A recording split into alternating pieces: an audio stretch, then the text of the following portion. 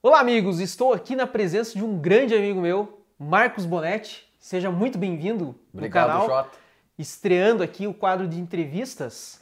E o Bonetti é um grande amigo que eu tenho aí há muito tempo. Eu até estava pensando aqui, eu acho que foi em meados de 2009, 2010, não foi? Mais ou menos, a gente se conheceu assistindo uma luta de Muay Thai, né? Exatamente, lá no ginásio, né? Com um amigo em comum lá com o César. E eu estava Exato. lembrando disso hoje. Falei, putz, eu lembro exatamente o dia que eu conheci o Bonetti. Você já tinha iniciado a carreira de professor nessa época, né? Você já estava dando aula, só que no colégio. Eu trabalhava com o colégio, acho que estava fazendo mestrado, e aí a gente conversou e tal. E depois a gente trabalhou junto, né? Fomos trabalhar juntos em dois Em lugares. dois lugares. Exatamente. Acho que uns 2 anos depois, né? A gente trabalhou junto. Sim. Só que você ainda não dava aula na faculdade, né? Não dava aula para universidade. Não, Eu já você estava, já. e até a gente estava conversando sobre isso, qual que eram as diferenças, enfim, né? Qual que é o perfil do aluno. E até faço essa primeira, né? Na verdade, a gente fala entrevista, mas não é uma entrevista, né? É um bate-papo que a gente tem aqui. Essa é o primeiro questionamento que eu te faço, né? Você, enquanto professor, tanto de colégio como de universidade, o que você nota de diferença no perfil do aluno? Tá. Eu acredito que cada lugar que você dá aula demanda de você uma leitura da situação, né? Por exemplo, na rede pública, eu sou professor numa escola do campo. Então a realidade dos meus alunos do campo é completamente diferente da realidade dos meus alunos aqui da cidade, de um colégio particular, por exemplo. Por mais que eles estejam na mesma série. Então o aluno do terceiro ano da escola do campo tem outros interesses, outros sonhos, outra realidade. O aluno daqui da cidade está no terceiro ano, está na mesma faixa etária, mas tem outros interesses, né, outras condições. E o aluno do ensino superior é muito interessante a gente fazer essa leitura também. O aluno que entra na instituição em busca de uma formação profissional, com aquela esperança de sair dali com um emprego, ou aquele aluno que entra com pretensão acadêmica, né? Ele quer entrar ali, fazer uma carreira, fazer depois a continuidade do estudo dele. Enfim, eu acho que toda turma que você pega para dar aula vai exigir de você esse tipo de leitura, que é uma espécie de hermenêutica cultural, né? A interpretação da cultura em que ele vive. Os exemplos que eu uso para os meus alunos da cidade talvez não tenham tanto sucesso para os meus alunos do campo. Os exemplos que eu uso para os meus alunos da cidade no ensino médio já não servem para os meus alunos do ensino superior, né? Estão trabalhando, já estão aí na lida da vida, alguns já fazendo uma segunda graduação. Então eu acho que o professor sempre tem que estar disposto a fazer esse tipo de leitura do público com o qual ele trabalha. Senão ele fica comunicando um saber que ele tem para um público que ele não conhece. E aí ele não atinge, não alcança, né? Exatamente. Assim, eu notei uma grande diferença, né, desde 2009 na docência, você praticamente o mesmo período, notei uma grande diferença principalmente com a tecnologia. O perfil do aluno mudou bastante nesse período. A gente vê que há um certo reflexo na educação. O que você consegue notar com todo esse efeito da tecnologia em forma de globalização, num contexto geral, dentro da educação? Legal. Vamos pegar a nossa geração e vamos começar a pensar como que a coisa começou a mudar, né? Que a gente conhece por experiência. A gente era da época de colégio em que o pessoal não tinha celular em sala de aula. Mal tinha computador. Você lembra como é que era acompanhar os jogos da Copa do Mundo? Eu lembro que os meus amigos levávamos um radinho, aí na hora do intervalo, especialmente naquela Copa que foi no Japão e na Coreia, a gente tentava acompanhar os resultados levando um radinho. Vê que absurdo, né? Escutar ali para tentar saber qual que era o resultado. E aí a geração dos nossos alunos já cresceu num ambiente escolar em que tinha esse contato maior com a tecnologia. Eu acho que tanto a minha graduação quanto a tua ainda a gente fez no modelão caderno, né? Sim, não tinha um notebook sim, para não levar tinha. para a sala, para fazer um trabalho, era o lance da biblioteca ainda, ou um computador que você ia na lan house, aquela coisa toda, né? Eu lembro até que na minha sala tinha uma colega que tinha computador e ela era invejada, assim. Ela tinha um notebook, era aquele troço caríssimo na época, né? Era, supondo, eu acredito, né? Trabalhando em questão de valores, mas era tipo uns 10 mil reais naquela época. Então Sim. era um valor absurdo. Era muito caro realmente um notebook naquele momento. E tinha uma vantagem muito grande estudar dentro daquele modelo, Porque ou a gente prestava atenção, anotava alguma Sim. coisa para aprender durante a aula, ou a gente acabava perdendo a oportunidade, porque não tinha como você depois ouvir o áudio de novo, Não, entrar era na muito internet raro. e assistir uma aula de um professor sobre o mesmo conteúdo. Isso demandava da gente um esforço interessante. O que não significa que a situação atual também não tenha as suas vantagens. Eu acho que fazer faculdade hoje ou estar no colégio hoje em meio a um cenário de tanta tecnologia tem os seus prós e tem os seus contras, né? Eu acho que o indivíduo pode fazer um mau uso da tecnologia. É aquele cara que durante a aula fica lá acessando um monte de mensagem, não consegue mais prestar atenção no conteúdo, na fala de alguém. Mas também tem o fato de que esse mesmo indivíduo que acessa o celular ali, ele pode acessar informação, tecnologia, baixar um livro, ler, enfim. Buscar uma informação, Exatamente. né? Mas assim, na grande maioria a gente vê que serve como entretenimento, né? Sim. Eu já vi, uma vez eu estava dando aula para um curso, eu não vou falar o curso, né? Mas enfim, o pessoal sentava em U no formato da sala, todo mundo encostado na parede. Eu olhava aquela sala sempre quieta, comportados, eu passando matéria lá e falando, e o pessoal olhando para o computador, parecia que estavam digitando e olhavam, só levantavam o olho, olhavam para mim e continuavam ali. Eu falei, pô, que sala concentrada. Passa alguns meses, eu vejo uma foto no Facebook de um aluno lá, eu passando a matéria no quadro e eles jogando o famoso Counter-Strike em rede. E eu falei, poxa, que bacana, né? Eu achando que os caras estavam ali, né, copiando a matéria e nada, eles não estavam nem prestando atenção no que eu estava falando. Então tem, obviamente, as desvantagens, né, nesse aspecto. Mas eu não sei, eu vejo sim muito a geração de hoje, eu vejo que ela ainda não é preparada com relação à informática para o ensino. Eu acho que eles veem mais a tecnologia, como eu falei, como uma forma de entretenimento, como uma forma de distração do que realmente educação. Talvez a educação, os alunos, né, enfim, num ponto X inicial, eles venham já com essa identificação de tecnologia agregada à educação. Mas eu não sei, talvez eu possa até discordar da minha opinião, mas eu acho que essa geração atual que a gente está encontrando, principalmente na universidade, na faculdade, ainda não é 100% tecnologia e educação. Ou você vê de uma outra Não, forma? eu entendo perfeitamente o que você quer dizer. Porque talvez a ilusão que acometa as pessoas é achar que por elas terem o domínio das ferramentas, ou seja, por saber entrar na internet, navegar, isso daí eu busco num site. Eles acham que isso significa o conhecimento. E não é.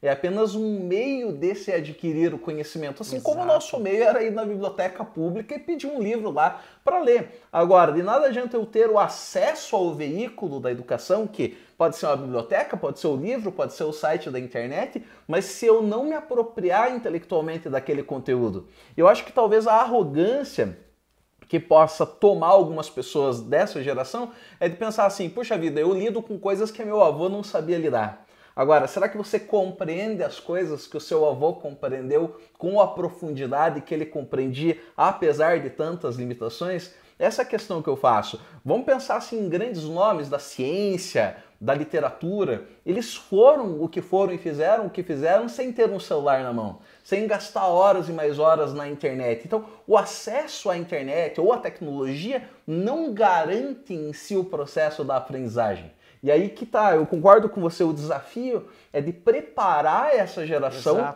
para o uso dessas tecnologias a fim de que através delas o cara incorpore os conteúdos e desenvolva e consiga produzir mais e para além daquilo tudo, né? Eu acredito até que agora com esse problema mundial que a gente está tendo, a pandemia, e nós estamos trabalhando num formato de aulas online, talvez isso auxilie aos alunos, né, aos acadêmicos, enfim, a ter outros olhos com relação à tecnologia.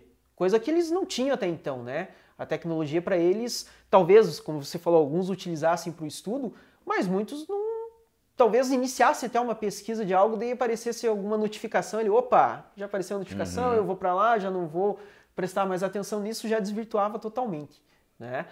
Mas eu acredito que talvez essa pandemia talvez tenha preparado um pouquinho mais os alunos mas também há uma outra contrapartida, né?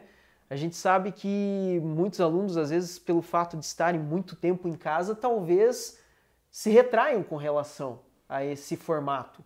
Então, é algo desafiador ainda, que a gente não sabe como que vai funcionar. Não sei se você vai lembrar, mas há muito tempo atrás, até um dia, a gente conversou com relação a isso. Com o formato que a tecnologia alterou, principalmente os costumes da sociedade, e a gente fez vários comparativos, né? Principalmente em relacionamentos, amizades. Né? Hoje a pessoa ela tem lá um número de seguidores, de amigos, enfim, e ele acredita que aquelas pessoas são realmente amigos dele, assim como a gente tinha lá amigo que a gente brincava na rua, né? Jogava bola, jogava bete, enfim, né? E ele traz isso como se fosse amigo. E esse reflexo, que eu não sei como que vai gerar ou vai se transformar futuramente. Porque eu vejo pelo seguinte aí, não tenho dados, gente, não tenho dados, não tenho estudos, não tenho nada. É uma opinião minha. Eu vejo que hoje a juventude em si, a gente vê isso muito nos nossos alunos, as causas de depressão. Eu acho que os números hoje, eu não tenho dados, eu até posso realizar uma pesquisa, se alguém realizou, por favor, né, comenta aí, mas eu vejo que talvez os números hoje de constatação de depressão entre os alunos jovens é muito maior do que anos anteriores. Porque o jovem hoje ele se retrai muito, ele se fecha no seu ambiente, né? As amizades dele são virtuais, ele utiliza a tecnologia para isso, né? E isso acaba trazendo aí esse reflexo que a gente tem. Hoje você vê a maioria dos jovens fazendo terapia. Eu não via isso na nossa época de colégio, na nossa época de universidade. O pessoal falar assim, eu estou indo hoje para uma terapia, estou indo hoje conversar com o meu psicólogo. Porque geralmente o pessoal parecia não necessitar disso, né? Então eu não sei qual que vai ser o reflexo disso no futuro. Até a gente conversou naquela oportunidade que talvez a tecnologia ela tenha, que nem aí o pico do coronavírus, né? Tem um pico gigantesco, onde todo mundo seja adepto à tecnologia e futuramente esse pico caia. Sim. Por quê? Porque está realmente individualizando cada pessoa, está fechando, né, o ciclo social dela. Interessante. Sabe, Jota, isso que você estava falando me lembra uma coisa que eu costumeiramente falo, que é o paradoxo da tecnologia. Ao mesmo tempo que ela aproxima pessoas que estão fisicamente distantes, ela afasta pessoas que estão fisicamente próximas. O que é que eu quero dizer com isso, né? Pô, você tem, pela tecnologia, condições de se comunicar com pessoas que estão geograficamente muito distantes de você. Eu tenho amigos que moram em Curitiba e converso com eles através dos aplicativos, através das redes sociais. E isso é muito bom, porque ajuda a gente a ter um contato que, se você pensar 20, 30 anos atrás, era muito mais complicado de ter, porque era mais caro, porque você ou precisava ligar e não era tão barato, ou mandar uma carta, alguma coisa assim. Então acaba aproximando.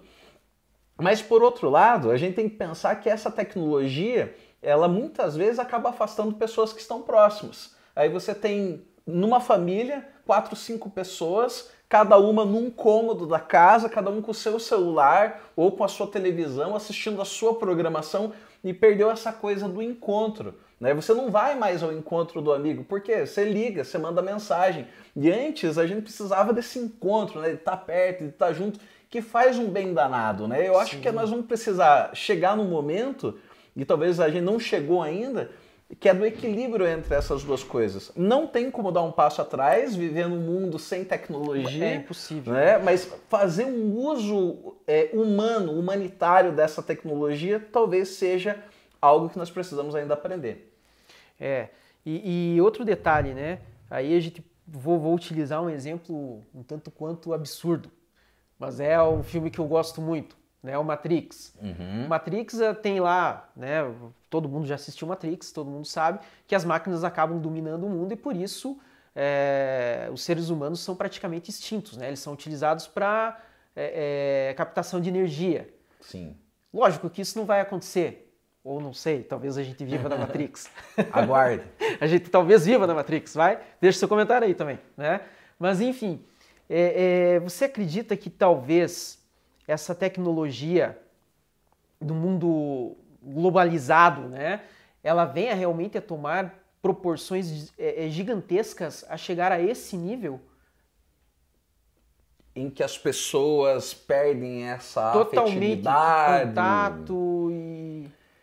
As coisas caminham muito para isso. Tem um autor chamado Mário Ferreira dos Santos, e tem um livro em que ele comenta a evolução da técnica ao longo da história. Daí ele começa lá com a Idade Média, em que as pessoas basicamente usavam pedra, madeira e energia da água, né, para poder produzir. Depois, com o advento da Revolução Industrial, no finalzinho do século XVIII, aí você começa a ter o maquinário e tudo mais, e ele escreve no século XX, quando ele já enxergava um caminho que ele chamava lá de neotécnica, uma fase de neotécnica, que seria então basicamente a junção da tecnologia para atividades orgânicas. É o que a gente faz, né? A gente amplia aqui a nossa capacidade de comunicação e grita aqui de modo que essa mensagem pode chegar em São Paulo, pode chegar no Rio de Janeiro. A nossa voz não conseguiria isso sozinha, a tecnologia nos possibilita. Perfeito. Né? Você sabe que eu fiz já um monte de cirurgia no ouvido, né? Para quem me conhece mais de perto sabe que eu sou surdo de uma orelha. E aí, pô, eu fiz interferência de tecnologia no meu organismo para tentar melhorar a coisa como um todo. Bom, aí o que acontece? A tecnologia está misturada com a nossa vida orgânica. O problema é quando a gente faz com que o processo da tecnologia acabe solapando o ser humano e não o contrário, que a tecnologia esteja a nosso favor. O que eu posso usar como exemplo? Vamos pensar até essa questão das relações, né? Se eu fico tão preso à tecnologia que eu deixo de lado o meu próximo, que eu deixo de lado a minha relação com os meus familiares, com os meus amigos, significa que eu me tornei um escravo da tecnologia, né? Eu vivo em função da reprodução dela, da aquisição dela, e eu não mais tenho comando e controle sobre ela. Mas na medida em que a tecnologia está ao meu serviço, a meu favor, eu acho que a gente encontra o caminho da prudência. Aí a gente está usando as coisas, a gente está trabalhando para que elas melhorem a nossa vida, mas não trabalhando em função delas e vivendo em função delas. Porque vamos pensar o que é tecnologia, né? Tecnologia é todo um processo para melhorar a vida humana, certo? Mas à medida em que a gente dedica a vida inteira para adquirir essas coisas, bom, será que a gente não está abrindo mão da vida em prol da coisa? Em prol da técnica? Porque não é todo mundo que tem acesso à tecnologia, concorda comigo? Concordo. Não é todo mundo que vai ter a grana para ter a câmera, para poder transmitir. E para ter, o que você precisa fazer? Você precisa trabalhar. Então, às vezes a pessoa entra na roda do hamster de trabalho, trabalho, trabalho em função daquilo que supostamente melhoraria a vida, quando a vida não melhorou. É a ilusão do mundo moderno, do homem moderno, que pensava assim, puxa, o dia que eu tiver a máquina de lavar, eu não vou gastar mais tempo lavando roupa, eu vou poder descansar. Será que vai descansar? Porque vai estar preso a outra tecnologia. Não, eu preciso ter outra máquina aqui que vai me dar outra liberdade. E a liberdade nunca chega. Foi uma falsa promessa que a tecnologia acabou vendendo se a pessoa caiu nessa esparrela, nesse engano. O que você acha disso aí, Jota? Enfim, eu vejo que a tecnologia, apesar de... ela sempre vai trazer pontos positivos e negativos. Isso é fato, né? Não temos como fugir disso daí. Então, ao ponto que, até quando você estava falando, pensei lá, ao ponto que o cara, antigamente ele ficava talvez 1 hora na fila do banco, aguardando para pagar lá as suas contas, hoje ele faz em questão de segundos pelo próprio celular. Sim. Sensacional, perfeito. Só que, a que ponto isso é favorável para quem trabalhava na compensação desse crédito? Enfim, a gente sabe que os bancos hoje estão fechando agências, que elas estão se virtualizando. Exatamente. Né? Então, várias agências estão fechando hoje no Brasil e, logicamente, isso está gerando uma cadeia de desemprego. Até um questionamento que o pessoal traz muito é quais as profissões que irão sobreviver a essa tecnologia. Sim. Né? E uma delas, que até o pessoal acha que é brincadeira, mas a profissão que vai se livrar totalmente da tecnologia é o barbeiro.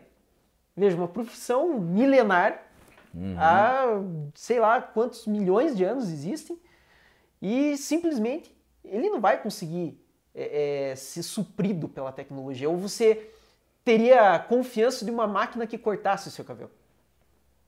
Interessante. E sem contar o aspecto todo da sociabilidade, né?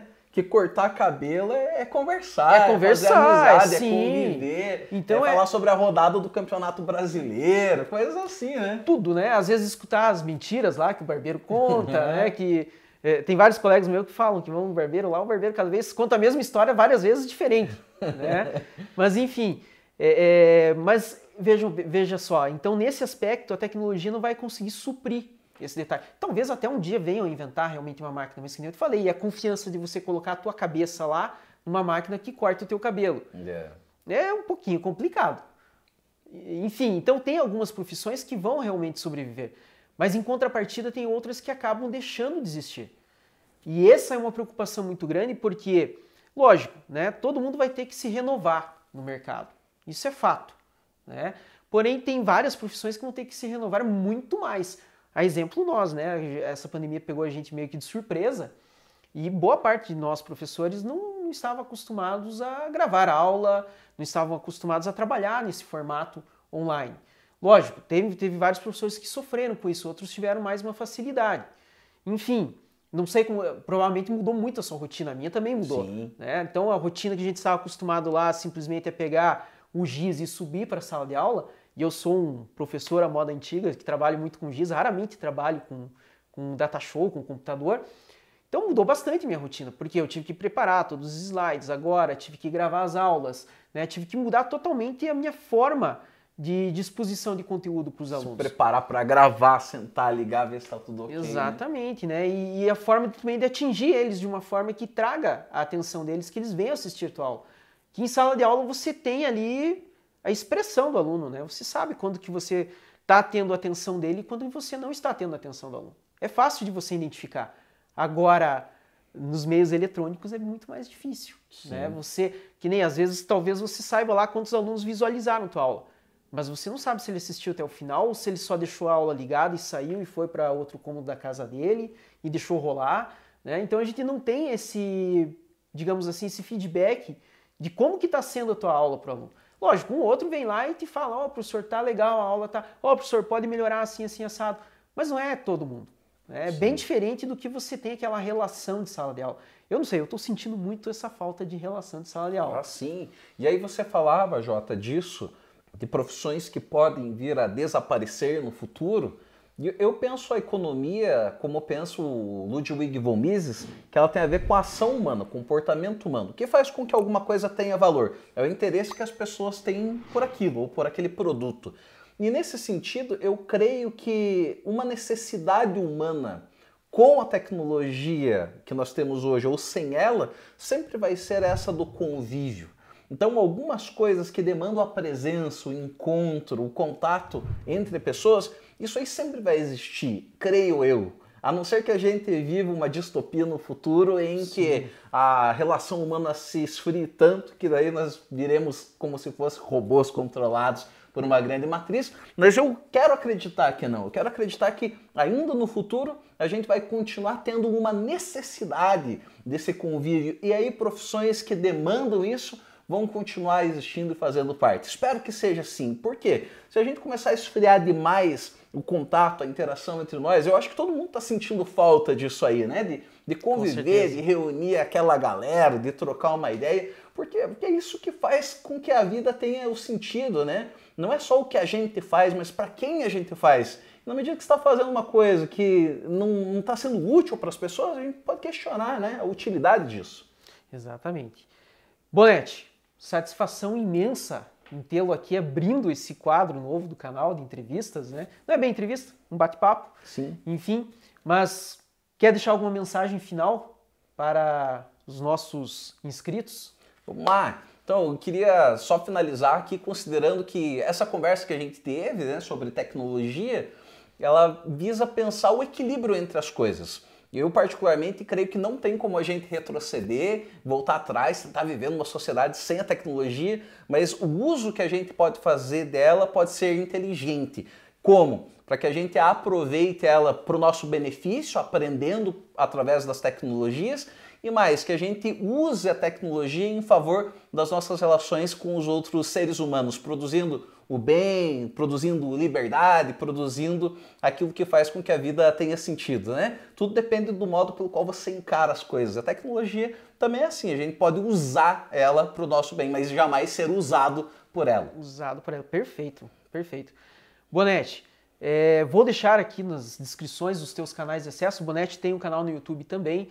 Ele também deixa sempre mensagens sensacionais lá no Instagram, então eu vou deixar todos os meios. Não, sensacionais. O Bonetti é um dos caras mais do bem que eu conheço na vida, né? É um dos mais íntegros, inteligentes e do bem que eu conheço. Então eu vou deixar aí todos os acessos do Bonetti e também vou aproveitar aqui antes de encerrar, mandar um agradecimento para uma pessoa que eu tenho certeza que você também vai encaminhar um abraço, hein? Vou deixar um agradecimento para o meu irmão que permitiu que a gente utilizasse as instalações dele. Até vocês estão vendo que o cenário está um pouquinho diferente hoje. Aqui é um antigo estúdio de tatuagem que ele possuía, então ele permitiu o nosso acesso aqui. E o Bonetti é um grande amigo dele também. Exatamente. Laurão, um abraço para você. Estamos esperando você a hora que estiver em Guarapuava aí, passar essa loucura toda, para a gente se reunir e tomar um café lá em casa. Perfeito. Também um agradecimento para o Matheus, que valeu aí pela vinheta que ele preparou para nós, e para a Vanessa, que auxiliou a gente na divulgação do último vídeo. Gente, valeu, espero todos no próximo quadro aqui no canal QG do Jota.